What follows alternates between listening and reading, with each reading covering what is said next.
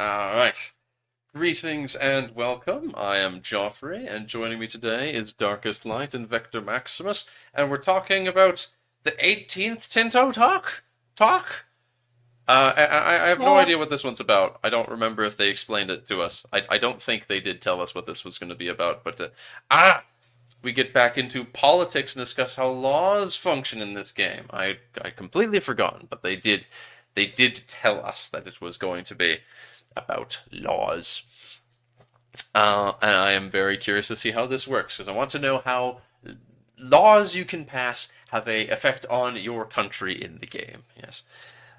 Already with Coke and a burger. Oh goodness, making me jealous. Not the burger, but or the Coke, really. I suppose. Just the idea sounds nice. Also, I still have a goal where because I have a game where you start as England and stockpile all of the resources in Cornwall and release Cornwall to play as them and conquer your way to Italy. What? Oh gosh, you're insane, Evie. Yeah. Finally, you say. Oh, I see how it is. Yes. Oh, yes. Late, late, late. Joffrey, always late. But going to be technically on vacation, so he might not be able to reply. But Saint Dave and Pavia, of course, the two of them are always around in the comments, it seems. So Johan lies. he does lie. Of course, he lies. Most of the Hello and replies are his. bloody course they are. He sees something he wants to answer and he just can't resist. Hmm. Well, we have we have had various forms of laws in previous grand strategy games. Everything from deciding how the upper house in Victoria 2 is composed of things like decisions. The Education Act in EU3, which gave you a permanent bonus. In Project Caesar, what we define as a law is something that has two or more policies to choose from, where you can change the policy for a cost. Many laws have lots of unique policies that are available for certain tags, religions, cultures, or unique restrictions. Currently, most countries start with about 12 to 15 laws that they have policies on from the start, and there are about 40 more laws that appear over the ages. Oh goodness. Very interesting. Yeah, 40 laws. Wow, and then there's things relate that are specific to certain regions. I can't wait to get my grubby little mitts on the on the law code to make certain regions have specific laws unique to them and their situation. I don't know.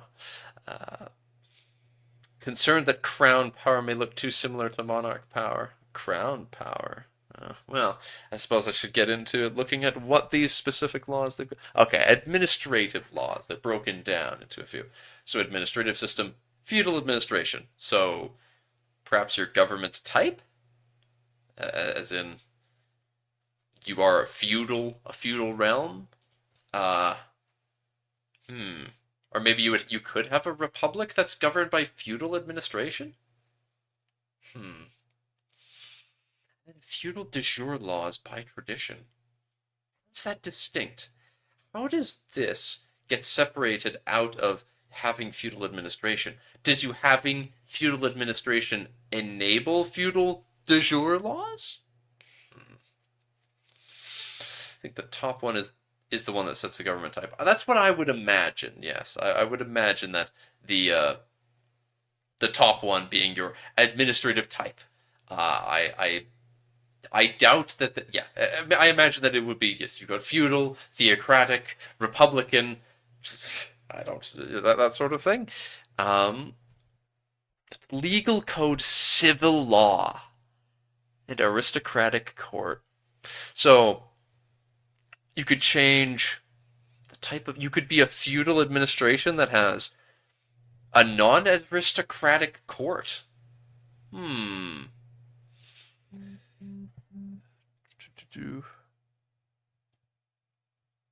Hmm.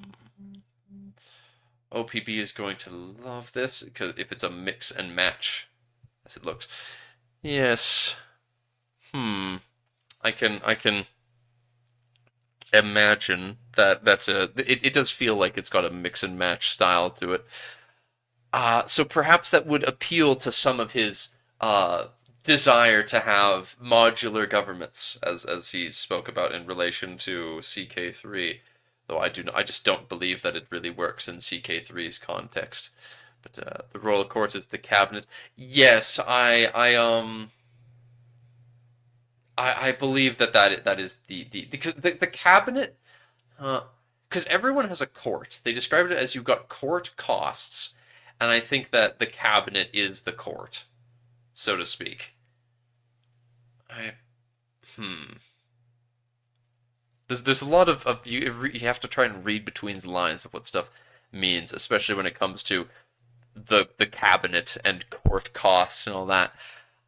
Perhaps among other things, I imagine that the court type, the court customs, probably changes, among other things, the cost and probably influences the power of certain estates. I imagine that the aristocratic court style makes your nobles much more powerful and the same with tradition. Don't know the legal code, though. The legal code is a very interesting concept. I wonder what sort of effects that would have. Huh.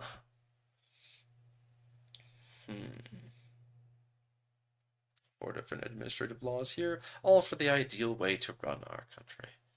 Yes.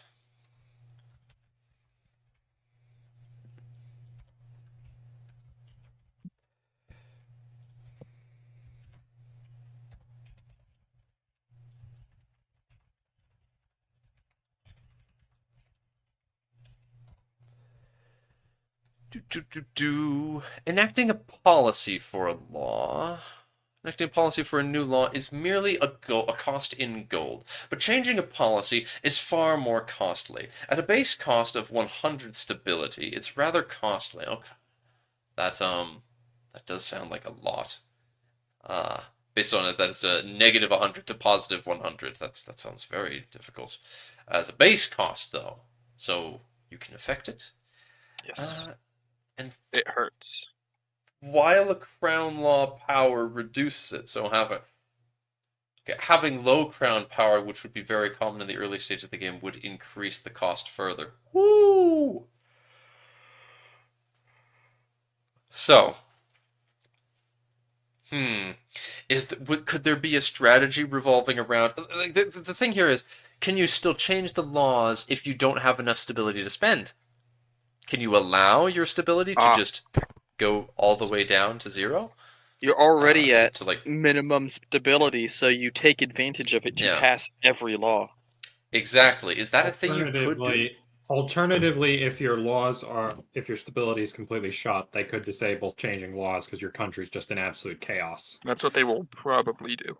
I would certainly hope that imagine you can't change laws without positive stability. Is it negative 100 to 100 or 0 to 100? Negative 100 yes. to 100. I imagine if you're negative, they won't let you do it at all. I would hope so. I'm probably positive only.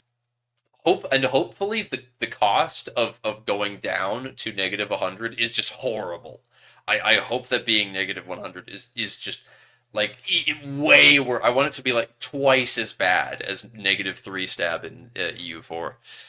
I want it to be just horrendous. So that people really have a tough time trying to change laws. Perhaps it's easier with a smaller realm, though. Maybe it's easier to get higher stability that way. There could be a whole strategy around playing as a small, very centralized realm where you're able to try and crank up your stability and pass laws to try and... I don't know what you want. I don't know exactly what what sort of laws you have left. But I suppose we're about to find out because inclusive levies is there. So how do you pass a law without plunging your country into chaos? Call the parliament and convince them to approve law changes. How that works in detail we'll talk about with parliaments. Wonderful. Another thing for later. Old man Joffrey. The basic balance seems to be either you can do it the slow way, the boring way, the stable way by, convening the power holders in your country, convince them to change the law, and then there's a disability hit. Or you do wacky, insane North Korea things and randomly change things and destroy all your stability. You just say, it is so.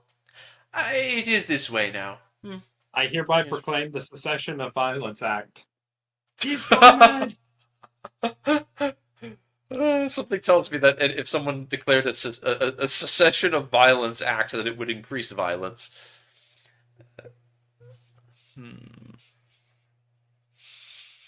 Also, take into account.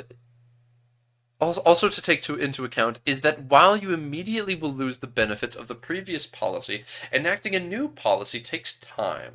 Depending on your administrative efficiency, it can take several years until you reap the full benefits of a +1 tax efficiency. Just like in real life. How wonderful. Not only countries have laws, many international organizations have laws as well. Of course, you've got the HRE. Maybe the Catholic Church, then? Canonical law. Where in some of them, it's something like the leader of the Holy Roman Empire could enact on their own, and in some, there are specific countries that can vote on the policy being approved or not, and many more options being possible. We'll go into detail about those when we talk about specific international organizations. So what type of policies do we have in the laws? Well, they are not just modifier stacks, like many things in previous games, but they may enable and disable mechanics. They make a state happy or unhappy, and have impact on your societal values. Here are a few examples of laws. The levy law here is an interesting choice. 2% more of the peasants is a fair bit more than 20% of the nobles. But over time, it has an impact over what your military focuses on.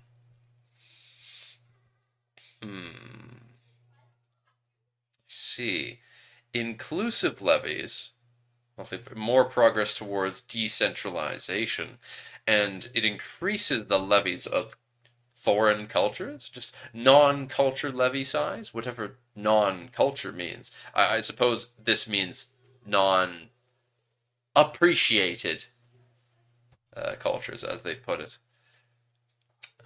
Yes, time to throw all the minorities into the meat grinder. Yes, yes! This is a feudal France. Yes, throw all of the Occitans into the army. Service guarantees citizenship. Noble levies sounds very interesting, of course, because you won't get that. Of course, 20% more nobles is not a lot of people, but they're a lot better, at least early game. Yeah, monthly progress to quality. So I suppose it's a question of, are we going for the Prussian model or are we going for the Russian model? Look at those extra 13 guys that you get. And then, of course, just 2% peasant levy size. So I'm very curious. Like, I imagine that depending on where you are, 20% more non-culture levy size might be a lot worse than the 2% levy size. Because you might not have many non-culture people to levies. Just wait for Yuan or the Delhi Sultanate. Well, the Delhi Sultanate had best be stuck on inclusive levies the whole time. Hopefully Parliament is more like the Imperator Senate than the EU4 Parliament. I mean, the Parliament doesn't, it does not do a whole lot in EU4. What random powerful bonus do I want now? Yeah. That's basically all it is. I would like a boost to, just give me an extra colonist. Yoink.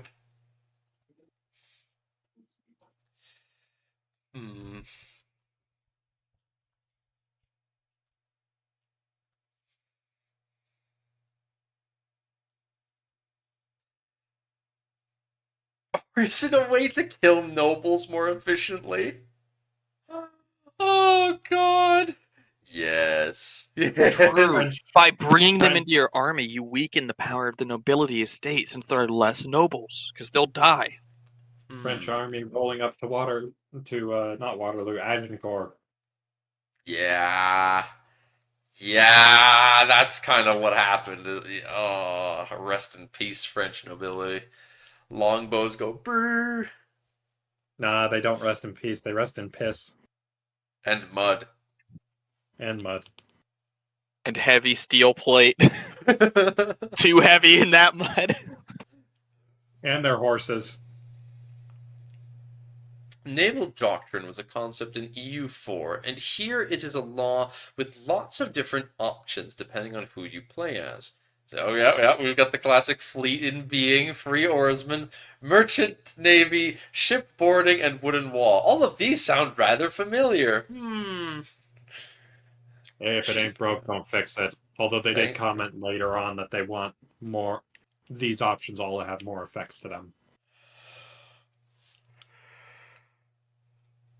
More effects to them than just simply they're cheap. The galleys are better. You trade better. I suppose. Mhm. Yeah. Makes Although sense. shipboarding will always be the goated. But it's like Silly the worst Vector. one. It's just like What are you- objectively the worst one.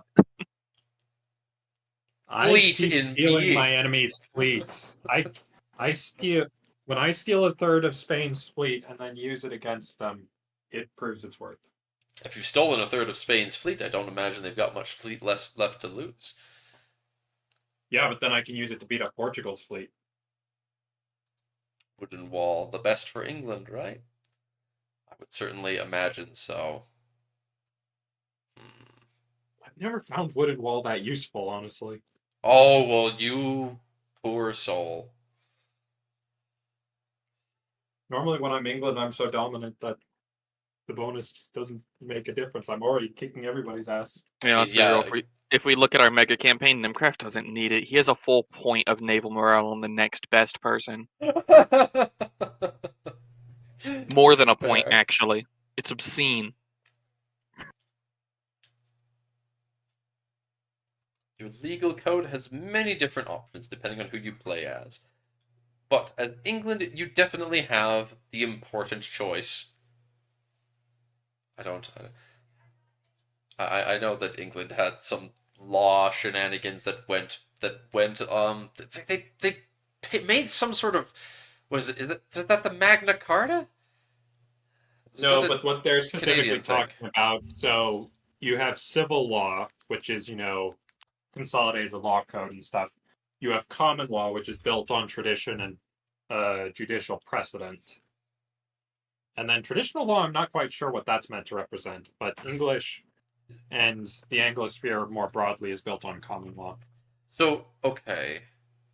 Civil law, I imagine, so administrative efficiency and centralization. So that I imagine is you have a civil court, and this is the state's court. This is its laws. These are the laws of the state. And then traditional law is imagine Roman law codes or the Napoleonic Code. Those are examples of civil laws because they're an entire big collection of laws formally written and consolidated, whereas common law evolves out of judicial rulings and precedent. Okay, that makes sense. Yeah, and then in Canada we very heavily deal with common law. So that's the reason I brought up the Magna Carta. We talk about it all the time. That's the thing with the Anglosphere. U.S. law is Mhm. also common law as a result. And then you have traditional law, which I suppose is like if every city would you bring you every city you get brought to the the merchant council or the nobles outside on their estate, whatever the local authority is, and they make a ruling. Yeah, I suppose that could very well be what it's meant to do, kind of a more regionalist law. It makes common law is still shared throughout the entire nation, whereas this traditional law might be the law in Scotland is different from middle of nowhere Shire, which is different from Bumfuckville. this does, after all, cause, I mean, and it represents these facts well with the fact that civil law, you have the administration, because it is, there is this one specific code that is written down, everyone has access to it, you print it out, everyone gets this, you have all the courts that are managed by the state and all that, and then you've got common law, so it's more you have more stability because it's very easy to just go to precedent. I can understand that then. Why this is stability. Everyone feels nice and cozy. What is the precedent? This is look back. What has happened before in this situation? And then traditional law, the estates are happy because whatever they feel like is what the law is going to be in their neck of the woods. I am really curious what the benefits to decentralization are going to be because, like, the entire march of history essentially in the modern period has been towards centralization, not decentralization. So I'm mighty curious how they make that a compelling option. Well, I imagine that for you see, Spain, and Spain is a country that holds a ton of land de facto, but realistically would do well with having a more decentralization and more vassal subjects. I know if I was playing as Spain, I'd release Asturias as a vassal, for example. But France as well, of course, large country, lots of people. You can't effectively govern it from Paris at the beginning of the game. You need to work on it. And then as you get farther out onto the steppes, I imagine that the bonuses that you get from decentralization will make having a wider reach. Like this will probably give you bonuses to places, maybe not giving you more control. I imagine it won't give you more control because it'd be better for. It'll probably give you bonuses to having vassals and bonuses maybe some bonuses that make up for lack of control. I don't know though. The Catholic Church used to have more authority. Wonder if traditional law is connected to that. I perhaps it could have some like traditional law would have. Well, I mean, it makes the estates more happy, and as a result, it makes the would make the church happy if you had it. But maybe there would be some play. I kind of like the idea of a law type, like where you've got your yeah. What type of laws do you have? Your legal code. That's what they call it. Yeah, the legal code. It sounds like a neat concept to have your legal code have the option to be like church, and it's just like tons of satisfaction and power for the church. And it's just that the church runs the law. The church is the court.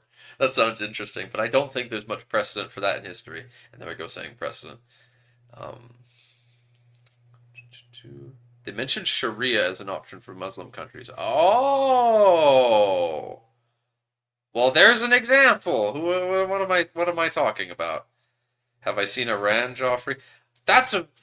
It's okay. Okay, listen. Never mind. Don't listen. I will not say anything. Just move forward.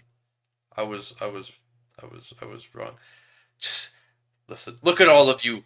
You've all made Vector upset. Look what you made me do. Move on. Take your L, Joffrey, and move on. In the later part of the game, the press laws are something you have to decide upon. Oh gosh. The press. If we get to maximum communalism, do we establish true communism? No, because it's never been tried. Yeah, that's why we. You must reach maximum. See, it's actually impossible to reach maximum communalism because in the game it'll stop you just before. I see. Utopia 1 point away. Mm-hmm. Oh, well. And then when your country inevitably fails, you have an excuse. If you'd just gotten that one extra point, that would have been it. Kumbaya around the fire. This is a tough choice, isn't it? Is it tough? Is it a tough choice? I mean, it feels like the simplest one is just to do state press to start, and then as you develop, go to free press. how good the question's going to be like how good serfdom is as a modifier, I suppose. I mean, just going off history, serfdom sucks, but the crown power is pretty important. So use that early game when you need it, then move away. Individualism and free subjects. That the free press sounds like a incredible departure from everything else. Because censored press really seems to just be like that it's the most minimum effect. Because state press Mhm. only has a ton of it's just state power, put the serfs down, put them in their serf communities, and then there's censored press where it, yeah, gosh, that I mean, it gives them a little more literacy. I mean, depends on how much you care about having technology, I guess. Because state press only means you ain't getting any literacy. Hmm. An ecclesiastical law for theocratic Christians. Hey, just make sure that they know how to read so they can read your state propaganda. Local newspaper. If you go with free press, the burghers might start building these in different towns and cities. Hmm. Max literacy in the region and more bureaucrats. There should be no drawbacks to this. Right, right. I know it Hey, doesn't. now that I've read this really interesting book, I think I deserve basic human rights. I mean, yeah, it doesn't list any drawbacks, but literacy itself is the double-edged sword, which is an analogy that I know a lot of people don't like, but I can't think of a better one. Um, because it both gives you And can you more deserve ability to liberty? research. Believe it or not, straight to Yeah. jail. Yeah. Questioning the Pamphlet monarch, believe it or not, school. straight to jail. Ooh, here's an example of religious law about what religion your heirs can belong to. Any religion. Clergy estate satisfaction minus 50%. Ooh. And then tolerance of heretics and heathens plus 1. Hmm. It is time to separate church and state.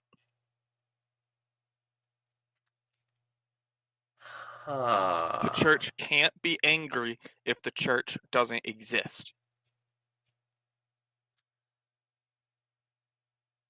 And then clergy estate satisfaction plus 5 for same religion. Tolerance of the true faith plus 1. Oh, same religious group is interesting as an option. That makes the clergy angry, but it makes stability easier. I could very much see this as this is the post Protestant Reformation like common. I imagine that like same religious group would be very common post Protestant Reformation in a lot of places in Europe. Uh, which is to say, this is the Protestant option. If you go Protestant, you're like, sure, same group. Then again, it'll still make your clergy unhappy. But I doubt that the Protestant clergy is even remotely as powerful as the Catholic clergy. So maybe you just don't care so much. The Reformation will likely require high literacy. Yes, Japards, we must lower literacy as much as possible so that the peasants will never even be able to read about Luther's new ideas. Same with Calvin. Screw those guys. Hmm. Speaking of heirs, the succession laws mechanic is not technically a law, but uses another mechanic. Primarily because we want to always ensure that it's valid, and enforcing a country to always have one. This special law is very much dependent on government type. We have lots of unique ones, like the Papal Conclave, where when the Pope dies, cardinals gather to debate on who will be the new Pope. This can be quick, but sometimes it may take several years. We have different election methods for republics, and of course, the old classic Salic and semi-Salic laws as some of the options for monarchies. Fair enough. Salic law, monarchy, ruler, the oldest male child of the previous ruler. Female children can never inherit nor transfer the right to the throne to their own sons. Eligibility rules, through siblings of ruler, allow children, allow male, current ruler is ignored, allow estates nobility. So if you, so the nobility estate is able to inherit through shenanigans. There are like other noble families in your country can inherit somehow through shenanigans, I suppose. No more instantaneous new popes. Yeah, that should be interesting to play. You're playing as the pope, and you're like, "Come on, guys, just make up your goddamn mind. I need a new ruler." But what happens in the interim? Regency. All the cardinals are in charge. No, I Score. believe normally one cardinal is set to be the head of the conclave during that time while they work out a new pope. Eligible characters are ranked as follows: score for male plus 100, and score per years of age plus 1. That's not a lot of factors to modify their eligibility. But maybe there's other factors that are vague. Salic law, Duke Johann II, the good of all. They're both dukes, interestingly. Difference on view of this will never cause any wars, I am sure. For all of you that like to modify games, all of these are 100% controlled by text files.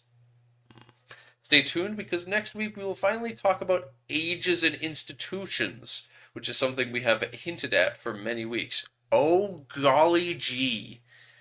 That sounds very nice indeed. I am very curious how ages and institutions will function. Yes, we give a love to this whole blob, and that's already the end of this one. Huh. It only took half an hour, even with me ranting a bit and needing to be egged along. Well, I suppose it's time to jump into the dev responses then. Oh. Interesting. So switching between government types is made through laws. For different ways. There's different ways to swap governments. They're not going to explain too much about that now, I suppose. Different succession law. God damn it, they're not going to tell us more yet. Later. And yeah, these are all Johann. God damn it. He lies. Will there be EU4 style mission system? Neither. More similar to Imperators, which is a 2.0 hybrid of those two. I suppose it is. Because Imperator, you have... Yeah. The Dauphin is the Duke of Normandy, Anjou, and other appanages at this time. I thought it's only two. I thought it was just Normandy and Anjou that he's the ruler of. You never played the Imperator mission system? Yeah, it's the Imperator one, because in Hearts of Iron the missions are kind of just you move a lot, you just take time and then you get to the end of it and it gives you an effect. Imperator is you have buttons you click on and it moves you along to progress, and then the mission starts. Sometimes it has an effect immediately, but once you move to the end of it, that's when the mission properly starts. So it like takes time for you to start working on a mission. It's not a case of you are working on everything simultaneously, and it's just like, oh, I met these conditions, bing, bam, boom. You need to specify which one you're trying to work on, and it takes time to swap. I'm really hoping that it's not exactly Imperators, because I actually found that kind of annoying, because it's like, say I'm Rome, and I'm expanding into Cisalpine Gaul, following my missions northward, and suddenly I get a chance to jump on Carthage. It's like, well, shit, I can't actually do anything related to the Carthage tree for a while. Because you do, yeah. Imperator breaks things up into like there are multiple mission trees, and if you finish one of those mission trees, it's just done. You're just done with it. So if you, as Rome, wanted to attack Carthage, You but have you're to working finish on the one you're currently on. or you would just abandon the rest of it and never be able to finish it for the bonuses. Mm-hmm. So I would prefer that it is a case of what I like is rather the idea that each individual mission, I would prefer it to be like, oh, you need to. It's like, all right, I want to focus on this mission now. Even if you've met the requirements to finish them, I would be like, all right, all right, I have met the requirements to just press the button. I've finished it, but I'd like a click on it, and it takes time to like focus on that mission, and then when it's finished, it's like, all right, you're now working on this mission. If you've met the requirements, you can finish it immediately. And you, as opposed to being like, all right, you've spent the time, and now this whole mission tree is just the one you're working on. And then if you decide to work on anything else, you are gonna abandon it. Yeah. Hmm.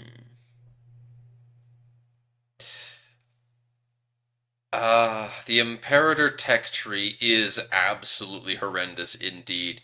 However, Gemalt, would you not say that it is better than the EU4 tech tree? 3 lines. That's it. Hey, Yeah, leave my lines alone. I think it's pretty difficult to be worse than EU4's tech. How does it compare to the Stellaris tech tree? I wouldn't know. SMH. I have not really touched Stellaris since 2.0.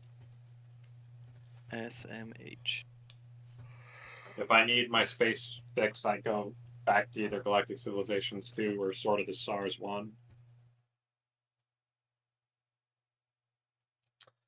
Will we get more naval laws related to cultures like we have doctrines? Yes, many unique per tag and per culture. Yes, yes.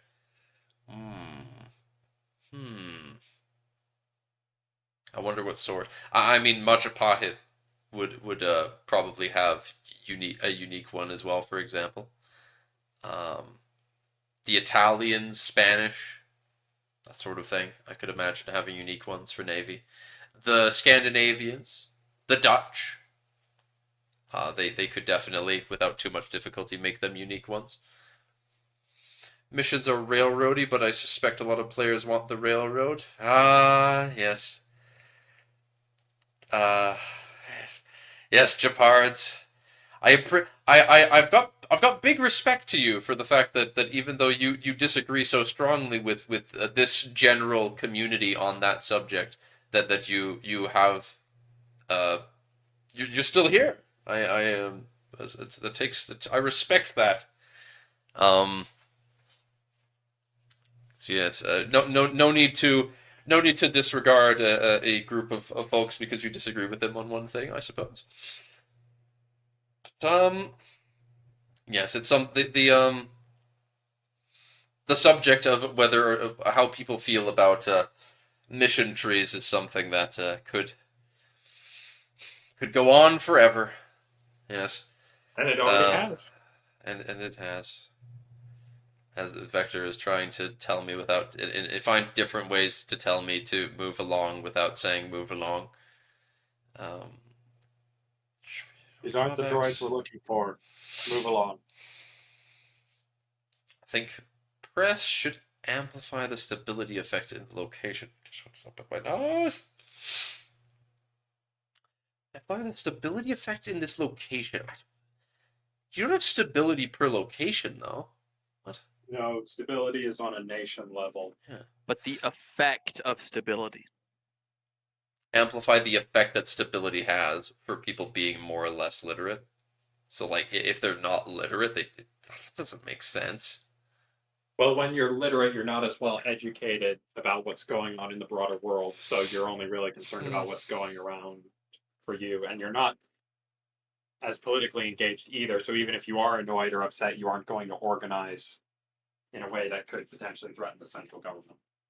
Not unless somebody does something truly crazy, like declares themselves the brother of Jesus and 40 million Chinese people die. But that That would never would be happen. weird. I don't think that would ever happen. Right. So I suppose, yeah. I mean, the way he's describing it, literacy kind of does that already because it impacts how they view things like price changes. So yeah, I guess that perhaps increasing communalism and having increased communalism and less literacy means that your country doesn't rely on stability, for example, as much, or Or it doesn't changes have it. as much of a detrimental Hmm. effect. Interesting thought. But it would all. I imagine that such focuses for your nation do very little to integrate tribesmen.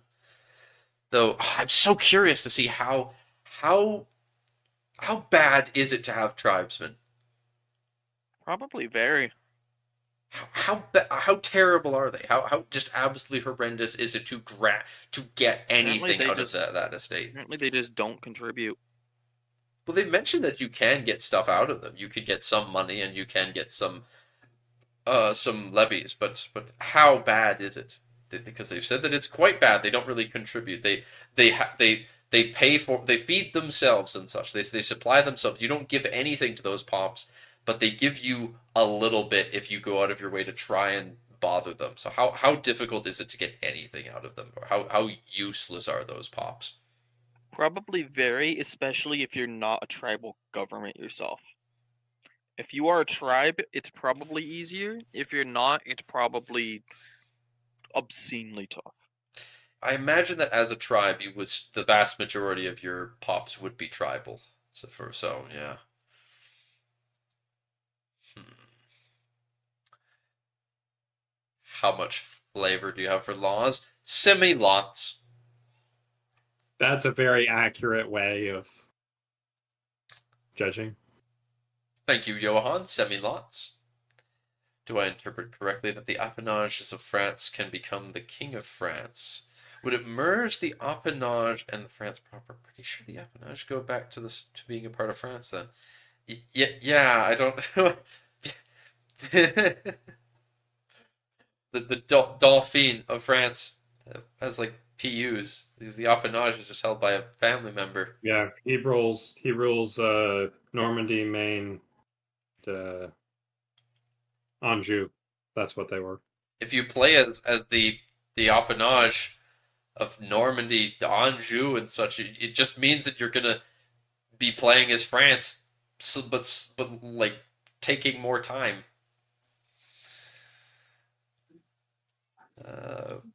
Laws be voted on by the council, or is it implemented with no effect to councillors? This is not CK3. Parliament and or your ruler decides.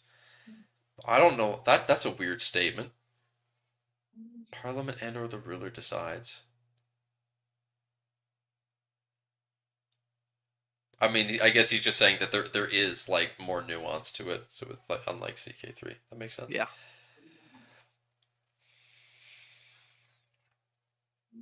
Got home 20 minutes ago, so yep. Look at this goon. He lies. Little concerned how the noble levies law will affect gameplay, due to the fact that noble pops won't grow naturally. Agincourt had no impact whatsoever on the French nobility, right? Yeah. Oh boy. Oh boy. Yeah, I bet that would suck if you have something like that happen to you and you rely a lot on your nobles for running the country. Ugh. It would be interesting if each succession to France was formed by some law to create an appanage somewhere. Huh. That's an interesting thought, but I have no idea how they would implement such a thing as you create a new appanage. It's a cool thought, though, and I would like if something like that happened. That would be very cool because I'm someone who loves playing with vassals, so I think it would be very neat if there was some sort of system where every time I gain the throne, it would just create like I get an option and it's like create a new appanage. I mean, I'm saying this. Maybe there's a way I could code such a thing for a mod. Maybe I could have a realm that every time the ruler ascends to the throne, it integrates the old appanage and gives you some options for new ones to make. Or you'd have the option to just get rid of this old system, and then you'd have some button that's like, I tire of this silly system. um, I imagine the thing if you create a new appanage and you hand out your heir this title, the issue with that could be, what if something changes and that heir is no longer your heir? What if some other one of your children, for example, becomes the new heir? Then you've just created a new vassal. Congratulations. France just pops out tags with traditional France. Within traditional France, every time there's a brother without anything to inherit. Yes, please give me more France balkanization. It'll be called Francenization in this time. Must have the Angevin culture reign supreme over the rest of France. I assume at the start of the game, all laws that are available will have been preset depending on the historical status of the country. I mean, yeah.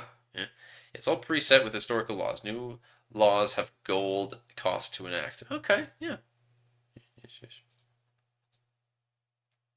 Multiple types of feudalism. Multiple types of subjects. Yes. Okay. Well, yeah, that makes sense, of course. But, I suppose this person's asking that question of multiple types of feudalism specifically because there was the type of there was something that implied like type of feudalism. Can I make my own religion? Only historical religions will exist. Yeah. Informative. The Mormons are coming. Give us Mormons. Give us Mormons. Can a rebellion be dedicated to changing a country's laws? In theory, yes. In theory, yes? But what about in practice? You're saying that, Johan, are you saying that it's not going to be a thing where people see you pass a law and they're like, no, please change it? You're saying that having low stability is not going to result in people saying we need this old law back because that made us more functional kind of thing? Reactionary, like, oh, you've enabled levies of those foreigners. Now our armies are bad. Fix this now. Well, the simplest one that I can imagine is, say, for example, you've hit the Reformation and suddenly all your heirs are Protestant. So you open it up to anybody who is in the Christian religion instead of only allowing Catholics. Suddenly the Catholic League is not very happy that Henry of Navarre is inheriting the throne of France. And it totally doesn't kick off a whole bunch of little things they might or may not call the French Wars of Religion. There were quite a few of those, and they were... God, France loves killing itself. Oh, goodness. Almost as much as they love killing other people. But yes, I imagine that you would like to see something like the French Wars of Religion happen, where you would have there's this member of your family that is Protestant, and the Protestants are now trying to make that, like, the Protestant subjects are like, that guy's claim is the best. Put him on the throne for no particular reason. It's definitely not because he's Protestant. Things like that. Or you have a lot of Protestants. Maybe the Protestant rebels don't necessarily want to be like, change the state religion. Maybe they just want to say, let people that are Protestant inherit. Give them some rights, kind of thing. Yeah, I want to see that happen. I want to see that happen in practice. I don't want that to be something left up to mods. But the fact that Johan is saying, in theory, yes, has me a little spooked. But hey, I mean, it's a paradox game. Stuff gets changed over time. They don't need. It doesn't need to be a bloody perfect game on launch. No, I ain't gonna complain. Well, and they're still quite off in the development cycle here. So yes. Yes, I'm very much liking the fact that they could theoretically have that happen. St. Dave. Legal code does Scotland use? Because there's a rare exception in Europe that has a mixed legal system that's both civil and common. Common law for now, with the option to switch to civil, because yeah, not everyone can do that. Nothing stops you from making a unique legal code for them, though, if you have a suggestion for how it would work. Yeah, I'm sure it's like, based on those modifiers that it gives, it looks like it would be so goddamn easy to code unique ones, and it's just like, oh, these are the modifiers. Oh, here's a unique one. Here's a unique legal system, and this legal system gives you extra like quality if you've got it. It like increases your like it has an effect on your army somehow. I don't know. It's probably all sorts of interesting things, like a military law, for example. You know, something like that. That could be interesting, and that'd be super easy to code. I'm sure you could do something like that for Milan, military dictatorship of Milan. That's your goal, right? Right, Dark. You need to Yes. you need to get to the glorious. Is it Sforza? I think that's the guy. I don't remember for sure. Imagine not supporting the Viscontis with everything you have. Screw them. It's Sforza. See, the heirs in France are named dukes. Generic name. Nothing to do with being an heir. They're just the rulers of countries.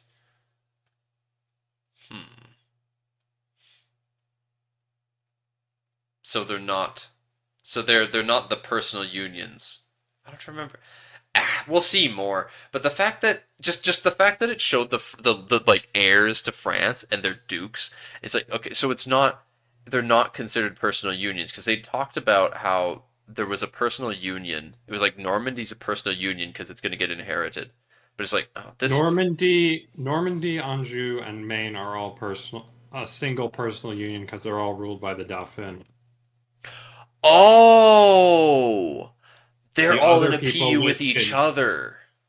Yeah, the other rulers listed in that line of succession are just other appanages in France ruled by other cadet branches of the Valois. Okay. That makes so much sense then.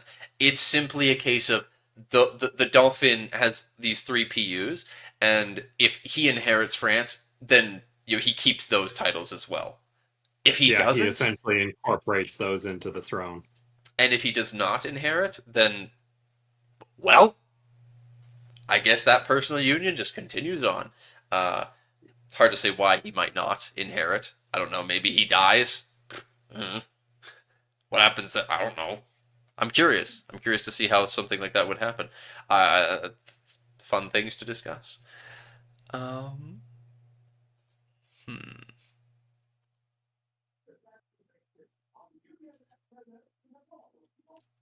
Can't take credit for the laws, privileges, etc. Take time to implement. The idea is that there was the idea of what our content suggested it. Credit for laws, privileges. Okay, yeah. All right. Wait, we work at the game design a bit differently here at Tinto, where we have no dedicated game designers / ideas guys, but everyone can and do shape the features to the game. I'm here to make sure we follow the vision we set out and to be able to make the final yes and no decision. But Project Caesar is truly a collaborative design effort by our team here in Sitkish. Very interesting. Huh.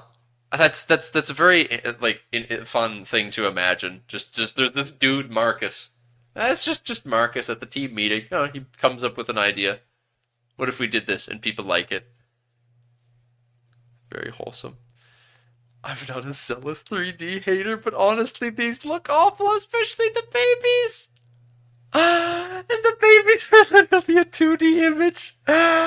Oh god.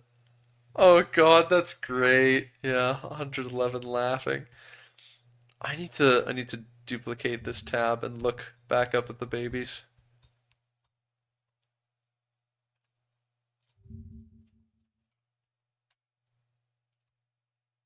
Yeah. Yeah, I could definitely see that. Huh. Oh.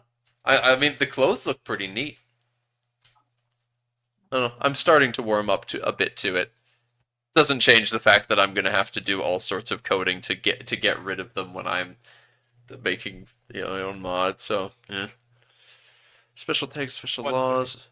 One day, at some point, I may as well try putting something in Stable Diffusion to try and see where I can get at, but I don't need to do that right now. Special tags, special laws. Yeah, Meta system for the Maya. Yes, they'll be able to have unique laws and policies.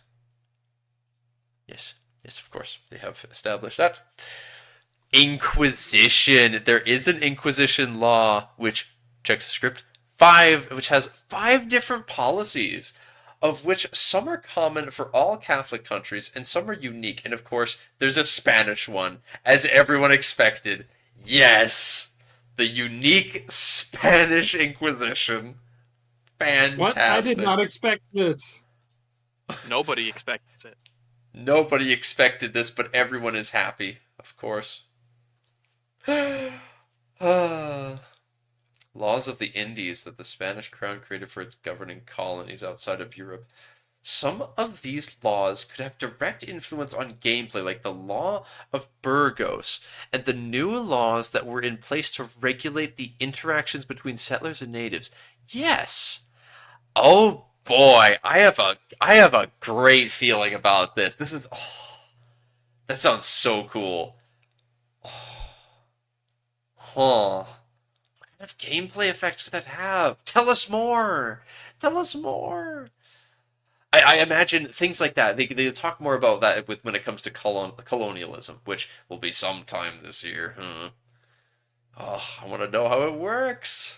I want to see colonial nations. I want to see how I can as England, for example, do I want to directly, because they've implied things like Aquitaine. You'll inherit that soon because it's held by the Black Prince. Soon, TM, it will be because he's a little guy. Unless it's already been given to him and he's just a kid. I don't know how that works. But the point is, soon TM you'll have it back because he's ruling from there. But theoretically, you could create a new overseas possession of it. And I'm curious what sort of situations you'd be like, yes, I want to do that. When will you have enough control that it's like, oh, I want to hold this myself? Other people are talking about unique laws. Yeah, this is great. It's so great that they're talking about this now ahead of time, so that there's chances for people to ask questions and put thoughts in their heads. A few questions that come to mind. Can laws be forced through by the estates if they're powerful and unhappy? Can a law change because revolts happen? Can I force a law change through war? If they're powerful, yes, the estates can force laws. Not yet implemented, but it's something that we're talking about when it comes to revolts changing laws. Okay, well, they're discussing it. That's good. They're discussing the idea of revolts being able to change laws, and I hope that they come up with some nice way to implement it. And it's a good idea, something we could add to later ages. Force a law through war. Yes, please. Good idea. I want to be able to, not necessarily even later ages, because we've got you can force religion in EU4 during because I love dealing with HRE stuff. I would love to be able to, because we were talking about the French Wars of Religion. I'd love to be able to go in and force someone's inheritance law to be changed. That sounds cool. I could imagine you set up. Damn, just imagine if you set up a situation where you've married into a family, and then later on you attack them because then your relative will be on their throne if their laws were changed. Just like a succession war with extra steps. I think that's literally the 100 Years' War, because the English tried to inherit through a female line, and the French said no.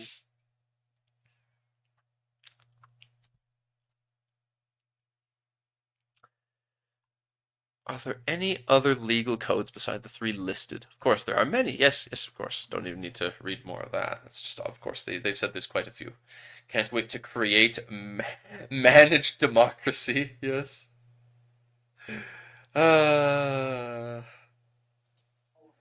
How does gradual change towards a policy work?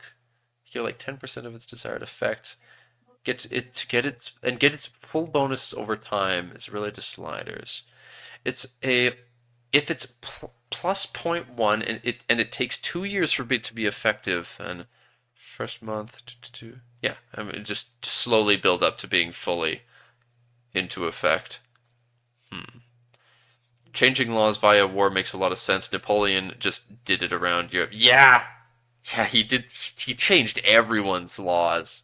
He was messing with everyone. God damn.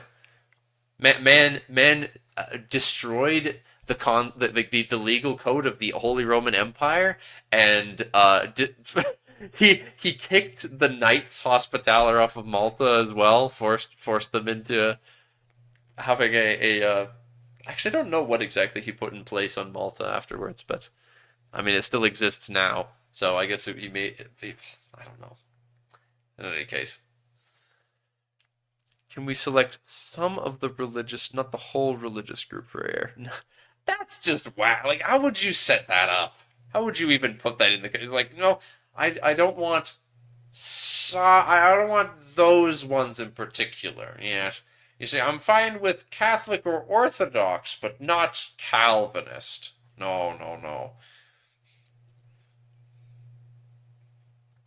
What do the babies look inbred? I love that Johan's default response to people complaining is just that it's a 2D image. Because like the assumption is just that everyone complaining is talking about 3D stuff, and that's fair because there's been so much of that. See, what I would do if I was Johan, I would replace the baby images, and it would just instead say text, and it would say infant. I don't know, man. I don't Just know what's replace wrong it with just the says baby. infant. That's all you need. I don't know what's wrong with the baby, but from this zoomed out, it looks like this man's got something up with his. This man's making a goofy face, but I don't know, like whatever, man. I don't know what looks inbred about that baby, but okay. I mean, you're supposed to normally shape a baby's skull because they're born not completely solid. So yeah, their skulls are gonna look funny. I have to love all the people complaining about the 2D images. Yeah, people complaining about all yeah, they complain about the 3D stuff, and then they see the babies that complain about that. That's 2D. I was like, I don't know. People are just upset about the art, and that's it's a shame. I'd like to focus on more productive topics, but you know. Oh God! And here, oh, so bad. 2003 launch rage release. What is he? But Caesar has models for babies this early on development. Yeah, he just thinks it's okay. Well, I mean, there's no real. I I mean, it's rare that you would have any children being relevant in Vicky. Is the catch, I suppose.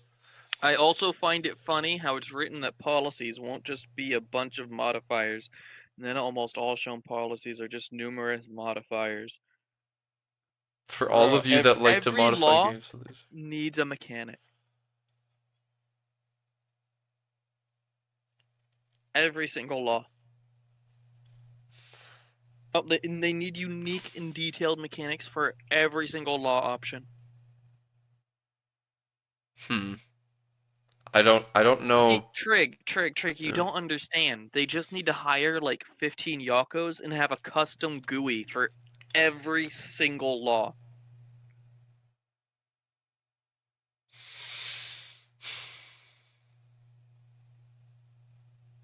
I don't know what he's referring to in regards to um that the policies wouldn't just be a bunch of modifiers. I'm not sure what they were referring to Johan having said where Johan would have said that or what else they would have expected, but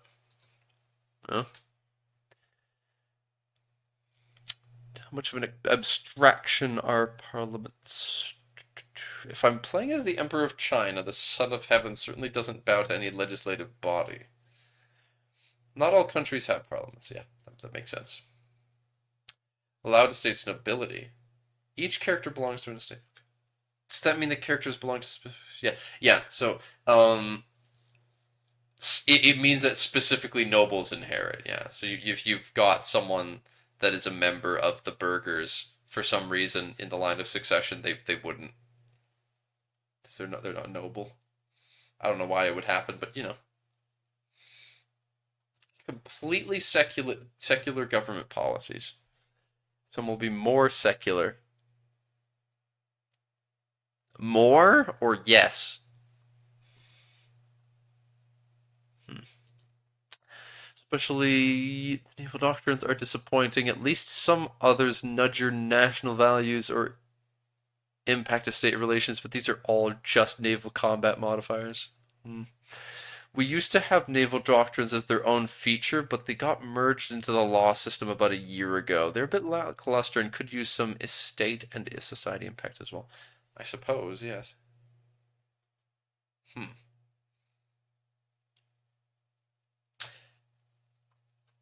Though I don't. It would be odd. It would be kind of odd if your country. But. I guess we'll have to see just how the whole naval versus land focus works, because that's something else they said exists. I wonder how special succession laws would work with the Ottoman one. Let's just say that the Turkish successions will be bloody. Fair enough. Is there a way to distinguish between heathen groups? The base is using the heathen group, but we're planning on having some more granularity about this. Yeah. I can imagine it would be interesting if you could distinguish your tolerance of different types of heathens. That would be an interesting way to step up from The Mughals tolerate EU4. Hindus, but they don't tolerate Christians. Exactly. Yeah. They're kind of forced to tolerate the Hindus, but they're not forced to tolerate the Christians. There's not enough of them. So yeah, honestly, the more I think about it, that's something I really want. I don't want you to just have Jews are their own religious group. Just like I don't want the same modifiers that make you tolerate the Jewish minorities in your Western European country to be the same modifiers that make you have a higher tolerance of Muslims or pagans.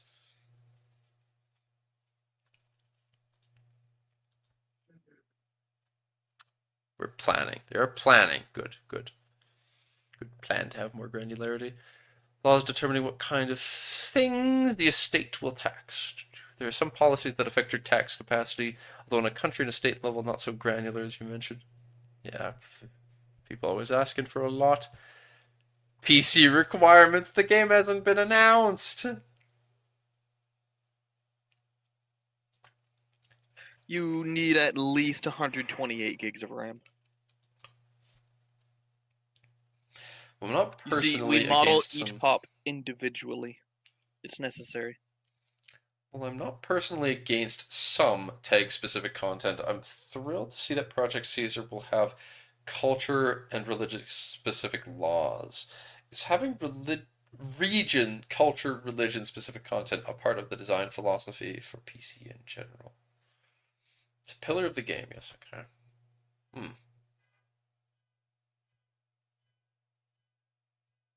So, yes, they're I mean, it's basically the same thing, mind you, having a culture, religion slash region being this culture and or this region requiring you to do something is basically the same as being like saying, oh, it requires this tag.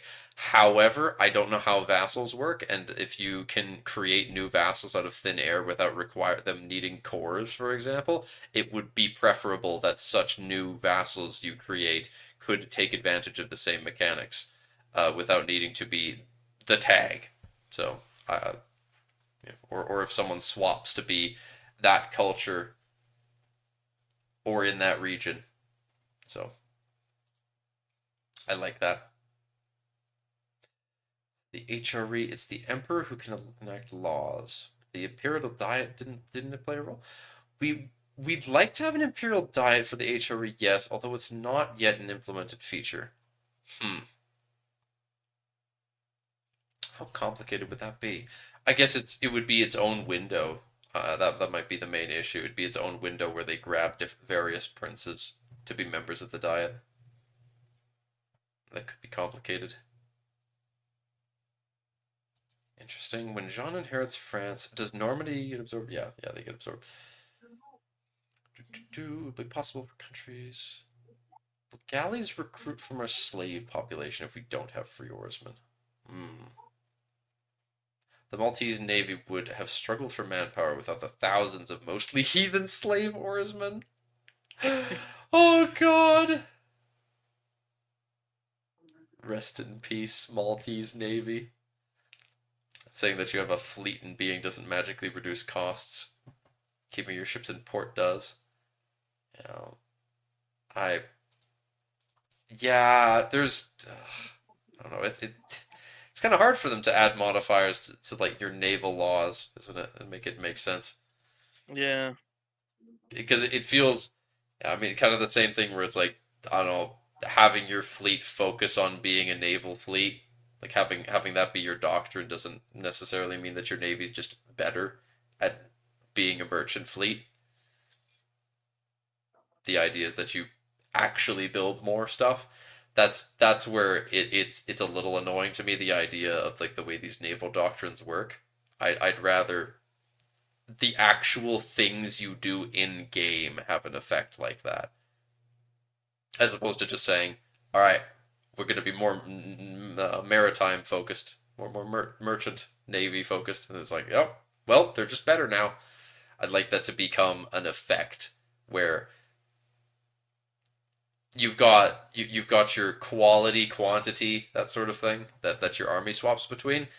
Why not a military versus mercantile navy, for example? Some laws should allow treating multiple fleets as their own. The Netherlands after Napoleon. Interesting thought. I don't know how that would work, but I like the idea that you could pick. But I don't think that they're going to do something where you can pick certain faiths that you tolerate more. They're talking about faith groups, maybe, but I don't think they'd be going granular enough to be like, all right, in the Netherlands they tolerate Catholicism as much as Reformed. There's something about training, which I don't think is something they did well here. So you can set your officer training plan. The boarding one would be a good example here.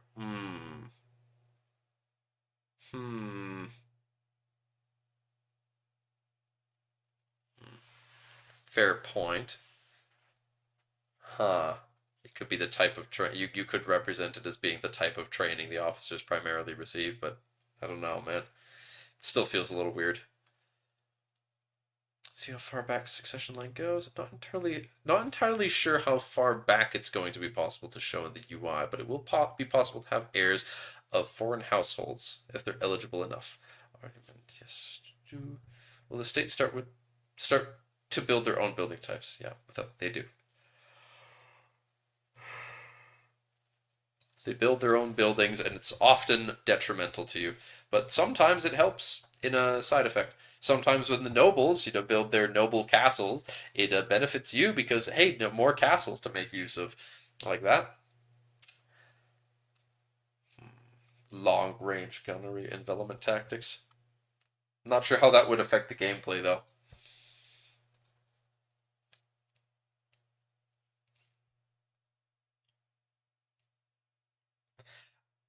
Irish country starting with Brehon law and tanistry. Hey, yay, more unique stuff as examples. Nice. Tanistry is interesting now that I think about it, because that's the one where you elect just a member of the family. So anyone in the dynasty could be voted on, which means it's probably pretty damn hard to get. I don't think it would even be possible really to get someone to inherit outside of the family. Hmm. Also, it'd be impossible for a like I don't know how you'd manage to keep a PU intact with Tanistry. Oh God. Will there be possible to depict enaction of the Duson's code? Duson's code. I don't know. Now actually, one thing that I'm now thinking about in regard to PUs is if you got PU'd by someone, or you have PU'd some, or you're in a P. Well, I mean, you don't become a junior partner. That's not how this works. But like the idea is, if you want to stay in a personal union, I guess the idea is you'd want to try and match your succession laws with the other member. And if you are in a personal union and you don't want to stay in it, then you could you could try to change your succession law to be like to something wacky, and that would be very often to be different from the option chosen by the other member in the union. Then you could break free theoretically. But I imagine that being in a personal union would often be beneficial because they're a defensive alliance. It's not possible, I'm sorry. Huh? Granularity, seeing questions answered. Can a country have more than one parliament? No. For laws, can each historic territory stay with the... No. True, but no, that's all way too much to be asking for. I don't know what the hell that would even do. Can I start playing as one of the individual pops in my country and start living out life as a medieval peasant? Don't going for religion groups. You don't. The Dutch Republic became more tolerant of different Protestant denominations, but you still couldn't be a Catholic. Oh, okay. Um, that feels like an example. Yeah, I get that. That's an example where you would imagine you would like to see the representation of. Um, it just sounds like it would be too complicated, though. I think that all I can hope for is for people to be able to tolerate different religious groups differently instead of just saying all heathens and all heretics. I think that all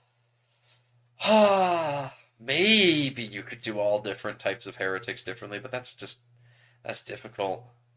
I don't know how you'd manage that.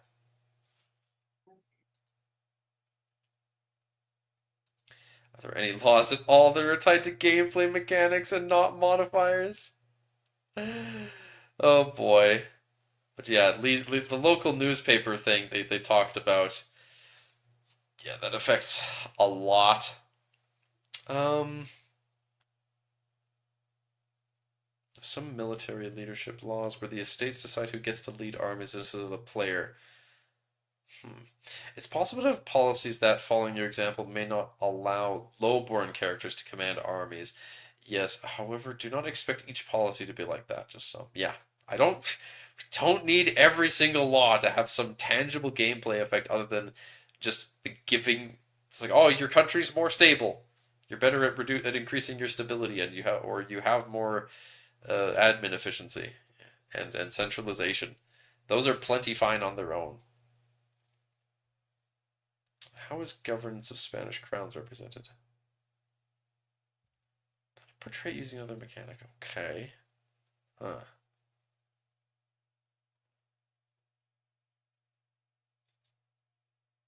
Once they're done with maps,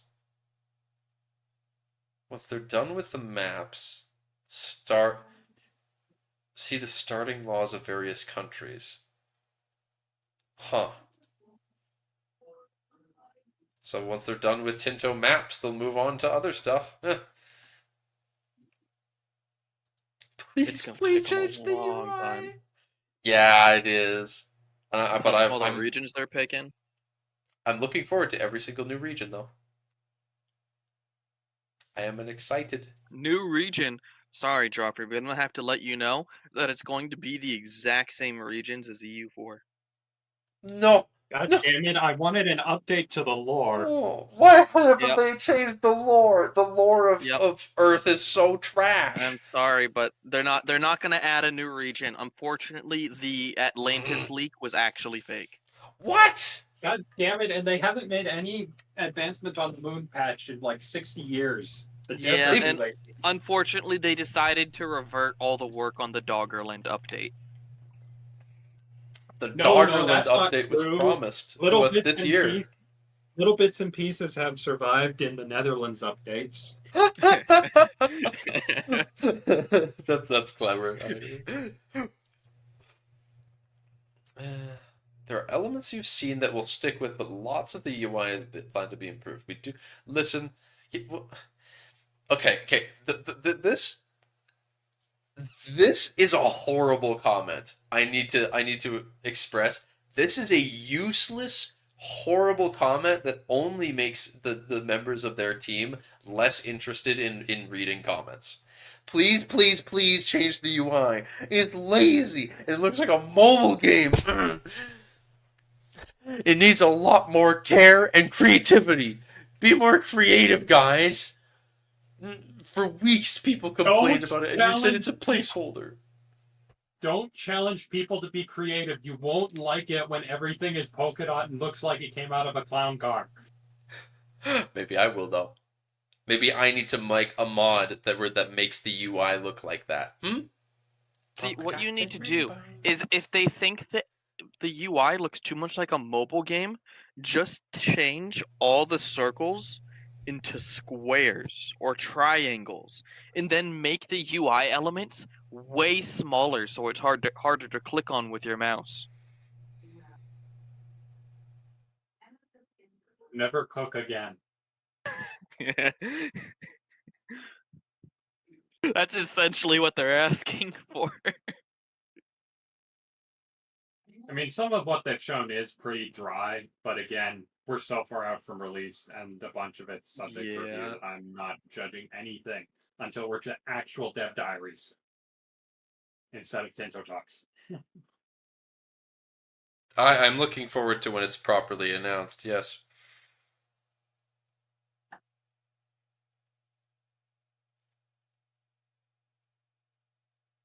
Okay, I had to double check. I thought that I was getting bamboozled and was um getting some bullshit suddenly having work assigned to me tonight that would have started an hour ago, but no, I did not in fact get assigned a shift tonight 1 hour before it started. Um, hmm.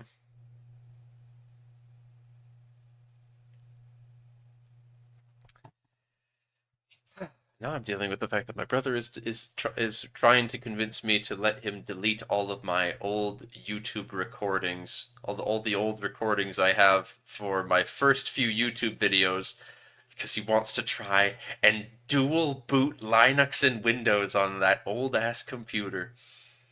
Never. Have him send them to you or put them in a Google Drive. You must save them for all time.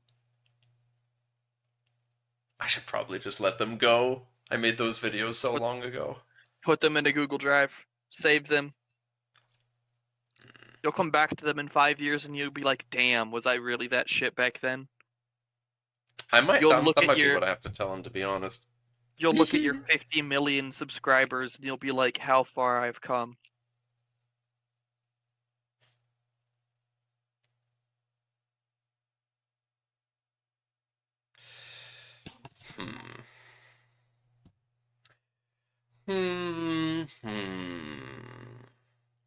Okay.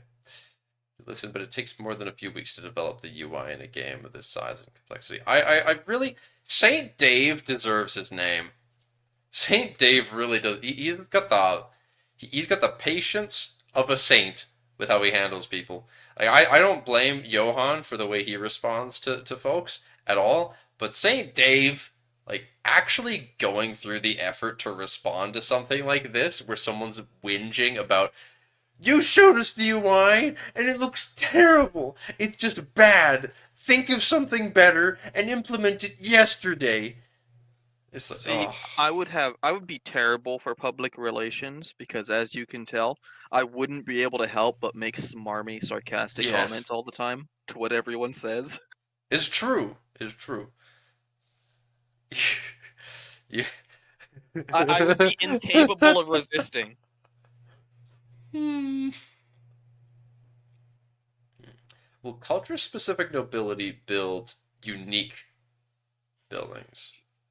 Potentially, yes, though most of the culture-specific buildings that we currently have are buildable by the player. Yeah, what I'm curious about though, with like this comment here, because like, okay, will the nobility of it, like, okay, well, like the Dutch nobles build polders, but I don't.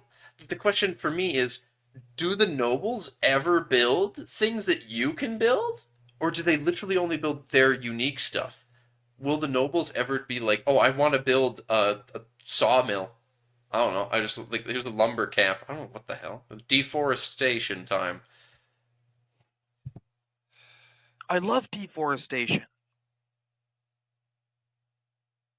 The ends are coming.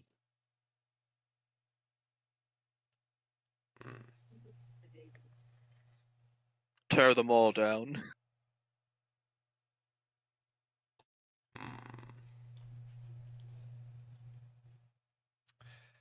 Just to know how many policies we will be able to stick in law. Hmm.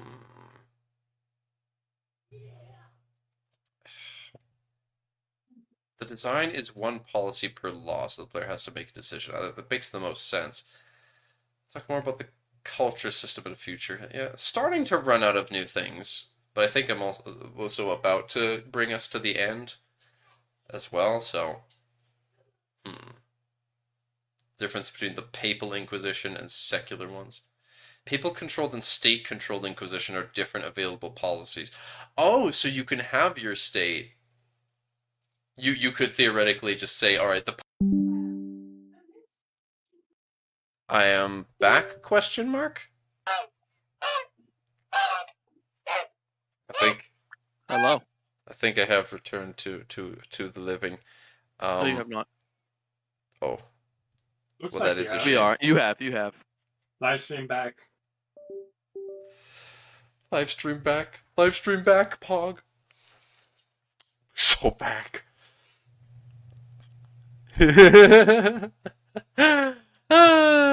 It do be that way sometimes. God damn. Alright. Why would they change the law that was appointed by a rightful ruler in the first place? What? Countries without them will have massive stab hits.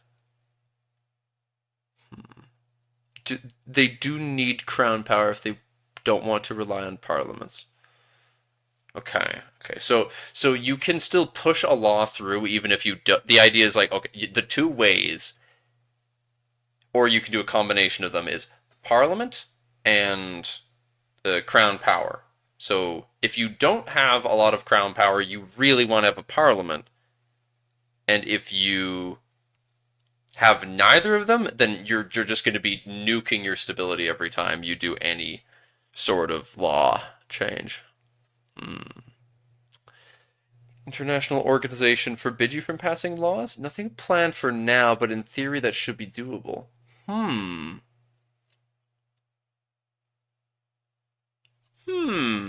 Yeah, I'd like to. I mean, the example, I don't know how much the Catholic Church, just being in the Catholic Church, would force you to have certain laws, but being in the HRE, I could totally see that being able to enforce certain laws on people.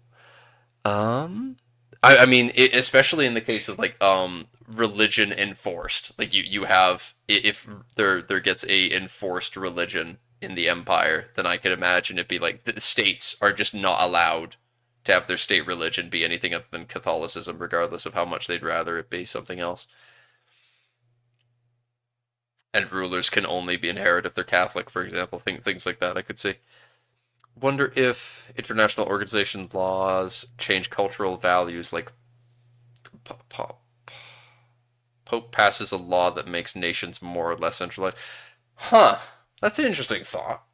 I could see like something in we don't know enough about how international organizations work, but I could totally imagine that something going on in that like the Pope does could enforce serfdom and just make that all Catholic countries are more serf and communal focused. So it's an interesting thought. Asgabeth. That sounds like a rather Adonaic name. In this case, would it be possible for Anglican to have dynamic names? Oh, God. If the Spanish monarch is the first to go Anglican, could it be called the Spanish Church? What? Oh, that's weird. Yeah, why would they come up with different like? It's not like they're gonna change where religions show up. I think They're not it'd be like neat. you think Have, you think like, 200 years. It's way more time than the EU4. You think That's it could true. change? What if England goes Lollard?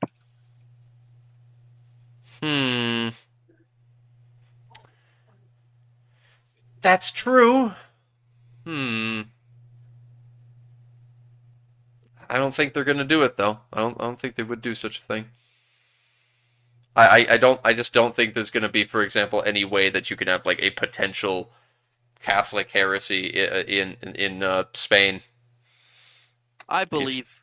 You would just be swapping to Anglican. I believe. It's a lot of text. Bye bye. Not reading that text. Let's see, K. It is too early for Hearts of Iron 5. So would you say this game is like EU5? I would say it's like Project Caesar. Reinforce that it's a top secret game. Combat outside. It says owned. Changing a policy completely removes the original policy's buff. Yep. Well, England, special form of parliament. They have some more or less unique aspects. Awesome way to collaborate. To usually have playtime from 15 to 17 on Wednesdays. And that people gather in the meeting rooms and garden, depending on the weather, and start discussing gameplay feedback on a topic from the backlog. Huh. I don't want to bias the creativity. The enters for about 5 to 10 minutes to listen to what people have come up with and go doable and not doable. You have to think about X or Y and then let them continue for 30 to 45 more minutes of talking, and then eventually we get notes and maybe half to 2 pages. That often gets in the game. Huh! Teams become really good at ironing out what will work and what will be good now and what will be good in a few years, and it makes me, who has soon 50 years old, maybe 2 decades left working, he wants to work at this until he's 70. God damn, Johan. Yo, happy to know that you got so many great people to work with at Tinto that knows how to make good game design decisions. I so love my team at Tinto, so talented and great individuals. That is very wholesome, Johan. A very wholesome Johan moment. That sounds like a wonderful team dynamic to have. Huh. They seem to like him too. It's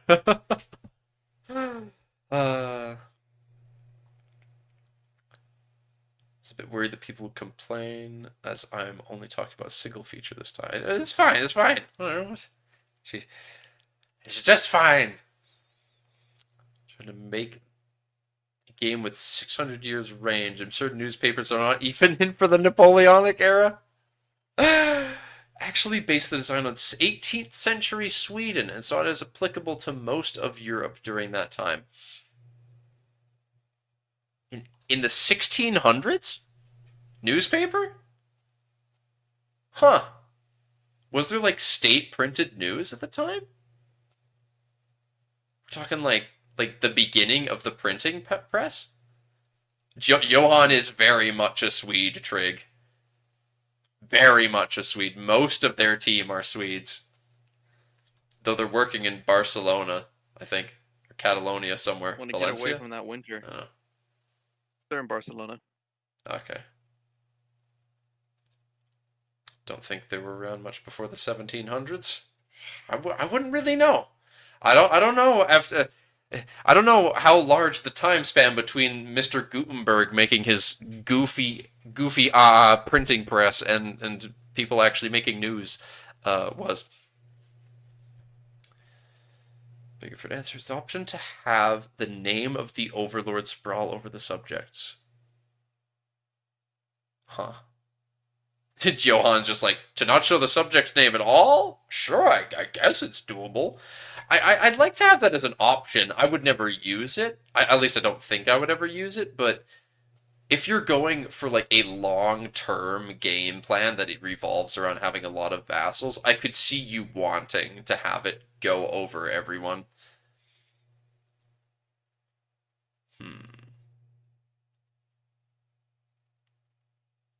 Marcus is a genius. Yes. It's great. Well, that is all of the dev responses. Do another check, see if there's any interesting things that have been posted. People are talking about Byzantium versus Eastern Rome. Don't care. Societal values. Tile density. Oh, I'm interested in those two. Maybe that. Societal values. Ooh, boy. Pretty unavoidable that some moves are going to be objectively better from an optimization view. I had problem X and it was solved by Y. Y was multiple different Y to each X. No, maybe Y34 is always 1% superior. But the thing is that there's so many solutions to challenges right now. That is exactly what I would hope for. I would very much hope that because one thing that Johan's talked about is that he really doesn't want he really doesn't want this game to be a case of just stacking tons of modifiers to make your country absolutely absurd at something. And it sounds like it's going to be more a case of you have problems and you can solve those problems in multiple ways, but if you solve the problem by making yourself by using every single method available to you to become better at that one thing, you'll become worse because you'll have fallen behind in something else. So that is what when I think that is the main thing that Johan's talking about when he's referring to not wanting to have permanent modifier bloat, where you have an absurd number of different ways. It's like, oh, you get plus 10 discipline from this, you get plus the 25 trade power from this, and all of that until it's like, whoa, that's ludicrous. This country is so OP. They complete this mission and it gives them this bonus, and then it lasts forever, and then you get this government reform, and then you turn them into a pirate republic, and then you stack all of those, and instead it's a case of everyone is moving along sliders, and it's a case of how much are you willing to go. How much are you willing to sacrifice elsewhere to go further down another road? Yeah.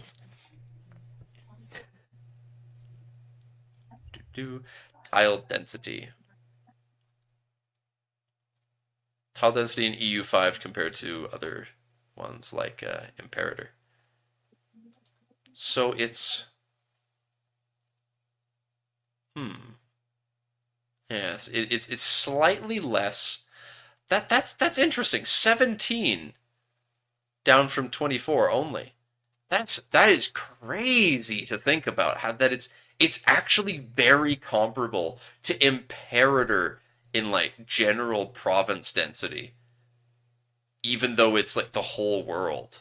That really is taking that step up. Sheesh. But what do the devs have to say about this? Push this in the main thread, but I guess we're all in here as well. Yeah. Of course. That's all. That's all that they're doing. They're posting zoomed in of Sicily. which, yeah, it's interesting to look at, to think about. Interesting to look at, to consider things like you have Sicily, which in EU4, for example, every single tile in it is adjacent to the sea. And I watched a YouTube video a while ago. I gotta watch it again. But there was a YouTube video I had watched that was called The Coastline Paradox, I think. And it was showing an image of all things, Total War Saga Thrones of Britannia. And it was just showing like the concept of how the more densely you map a region, the more densely you map something, the more the like the smaller the coastline becomes. And because in most games, but most strategy games, Sicily is just all coastal. But here you have pizza. You have the lovely location of pizza. Um, uh, and it is not. You've got a whole bunch of them here. This one touches the coast. Salami. We've got salami and pizza. I mean, and both salami is just barely touching the coast, but like you have tons of these that aren't, and it's interesting where you can actually have. It's not crazy, but it's an interesting fact that especially in Italy, when you look at all of the mountains, a lot more of those locations are going to be stuck inland compared to EU4, where there's only like it's only like northern Italy is basically the only place where you find more than a few non-coastal counties. But anyway, level of granularity and visual display of character stats. They're asking about just like hiding people's stats, I guess. Don't think there will be any meaningful difference between 65 and 67. Numerous alternatives to work. Character stats seem needlessly precise and don't visually convey the most important information at first. I don't know. What do you mean, man? Like, how is 67 as like a stat being shown worse than being like, oh, 6 or 6 is a thing you can show. 4, like, it's more granular, and it's not in a bad way. It's like you can look at the tens digit easily and be like, oh, he's somewhere in the tens. He's absolutely dreadful at this. But anyway, with that, I don't have anything else to say, and I haven't given much opportunity for you folks to say much. I've been waffling I think loud. that's all. We sort of Yeah, covered fairly it. straightforward. Straight. Well, in that case, oh, I see some feedback maps of the British Isles. They're the dev comments on the thread itself. The British Isles map. Dev comments. Dev responses jump to new. Oh, that's not dev response. What? Show only dev responses, but also show me the new ones.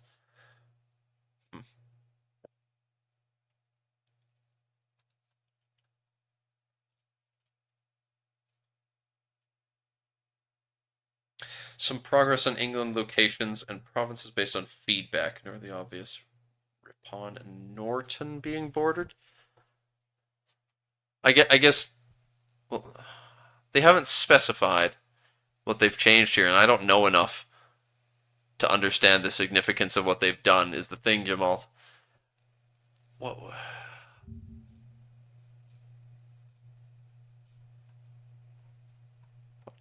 To open that up. Just make the most sense for Royal Forest building. What did it look like there before?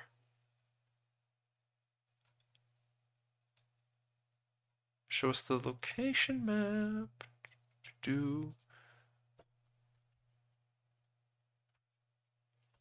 Is this just... No. I think we saw most of these, even on their updates. They've changed a bunch of things in York, it looks like. That's one of the big ones. Are these really location changes? That's a lot If more you stuff look, in yeah, like if you Cornwall. look south of York, you can see one's been added due south of York. If you compare the two maps. Okay. York, and then there's Shelby. Okay, they have changed a lot. Jeez. The big one for me is just how crazy that changed to The that, that, Cornish that, came out with their pitchforks. that is a lot. And yeah, if there's a culture one too that you think would be roughly on page 2, thank you for pointing this out, Gimalt. I'll have to go hunting for that. Since the community seems about 50-50 split on separating English culture, here's a sketch of how a Northern English culture could look. It's far from a definitive choice, just to extend the discussion a little. Interesting. Personally, I am in favor of no Northumbrian culture at this stage, but if they decide to go with it, it's hardly the end of the world. Yeah. English had been homogenizing for a fair while by this stage. I can't imagine. Yeah, that said, you're not a fan. It's neat to look at, but I think pretty much all of us are in agreement then that it doesn't feel necessary. It's a neat idea, but I don't see the purpose in it, and like I don't like the fact that it would mean that you'd have a case of, oh, this is English culture versus, oh, they're English, they're just not English.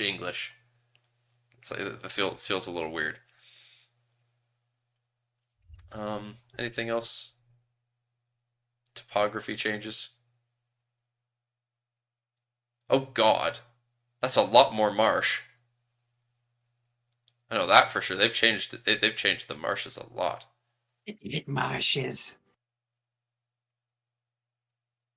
It's where the English cooking goes. It's in Irish, but I appreciate the sensitivity regarding the naming of these isles. Will the term British Isles be used in game? Ah. Just call it the Anglo-Irish Isles. What are they called then? Just the Isles, or just Great Britain and Ireland, I believe. That's too complicated to say. Everyone's going to call it Britain anyway. Yeah. Or the British Isles, yeah. It's Yeah, hard whatever. to break that.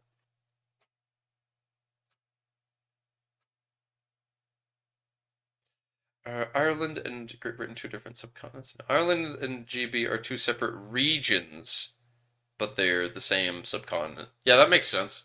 Yeah. Which is probably either called the Isles or the Brit or Great Britain and Ireland. You said there's no geographic feature called British Isles. Yeah, not called the British Isles, like I said, but they might call it Great Britain and Ireland instead. They could do that. Because the thing is, the Irish don't like the notion that Ireland is British, so they don't like the term the British Isles, which, I mean, I guess fair enough. I don't care enough. I'm not personally fussed, but I don't have all that baggage, so whatever. But Great Britain and Ireland is a perfectly neutral way of referring to them as a cohesive unit, because Great Britain is the big island and Ireland is the still big but not quite so big island. And it's still relatively quick to say. Yes, that should be fine then. This teaser feed map in the France thread 2 just showing a small Paris instead of a big one. Oh geez. Paris has been balkanized. A culture is not necessarily the same as a dialect. It is first and foremost a gameplay feature with gameplay ramifications, and so we need to be sure it reflects a design we want for each region. We know English had many dialects, but splitting English up into multiple cultures weakens England in a variety of different ways, and we need to be sure it creates better gameplay and matches the narrative of England's story better than without. And I believe it does not do such a thing. So, um, France is fair to have pretty balkanized. I mean, a big thing about France in this time is the fact that they're going through the process of absorbing the other French cultures. Hmm. But even looking at, the Iberian Peninsula, Castilian dominates most of the peninsula in those culture maps. I mean, probably a solid Mhm. half of it is Castilian. So it's like There's a large cultures are lot. not. There's a lot of Andalusi though. There's a lot of them. They're all Yeah, over the but just place. as minority spread around. Mm-hmm. Mm-hmm. And I think that all you need to show up as hashes is like 30%. So it's nothing crazy. Something like that. If it's same logic as Vic 2, I think that's 33% you need to show up as a minority.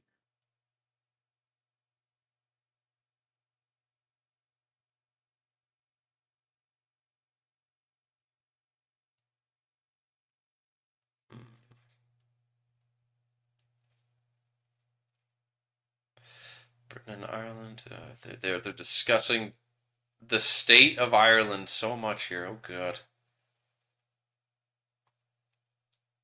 See, that's why you decided to have Pale as a separate tag instead of it having controlled England directly. I assume there's going to be some mechanics preventing the English from owning land in Ireland directly and having the Pale first conquering it. Take it close. Uh.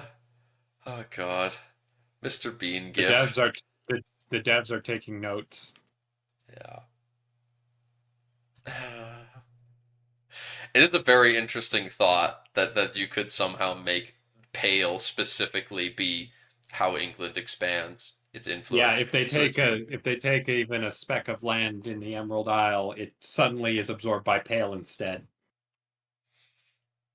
or at least there is events that try to make that happen, and you as a player could force it not to be the case if you wanted to. But I mean, realistically, I would want it to. I'd want it to be under that vassal specifically so it can be more effectively managed. Hmm. And then that gives you a large net. So that then you get a situation of England is conquering Ireland, and it goes through the whole Anglo-Irish thing. You get that Anglo-Irish culture expanding properly because the country that's owning it is an Anglo-Irish nation. Just don't ask the Irish players of EU5 whether or not they think that Anglo-Irish is meant to represent the modern Irish people, having been influenced by England, or whether that's specifically North Ireland. uh, oh, Wales? Wales did change. Not a ton, But they split it up more. a little bit. Um, no. Okay. Regarding Wales, is that what takes place? Do trying to name all our countries in English. Let's get the functionality. Functionality for that already exists. Yep. More minimum specs question.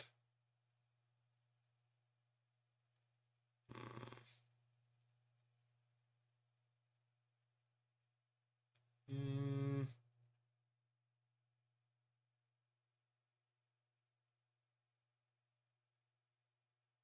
Talking about the Isle of Wight. Uh. Oh, more tribal discussion.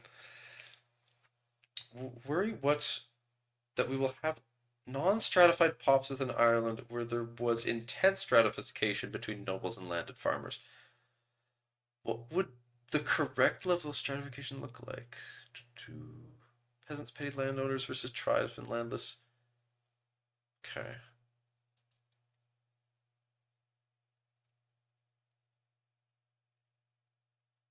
Not necessarily. It's a square peg, round hole situation for the whole world. Well, everything Uh, goes in the square hole. everything goes in the square hole. So I'm just trying to figure out a good boundaries for Irish peasants versus tribesmen. Hmm. Well, yes. All right. That though, I think, well and truly does bring us to the end of this particular Modders Discuss Tinto Talks thingamajig. Uh, we've managed to stretch it out to the 2 hour mark. Golly gee. One Almost. of these we will finish in a timely fashion, but it is not this night. No, it is not. Even with such a short one. But with that, I believe it is time for me to thank you all for watching, and I hope to see you next time. Bye bye.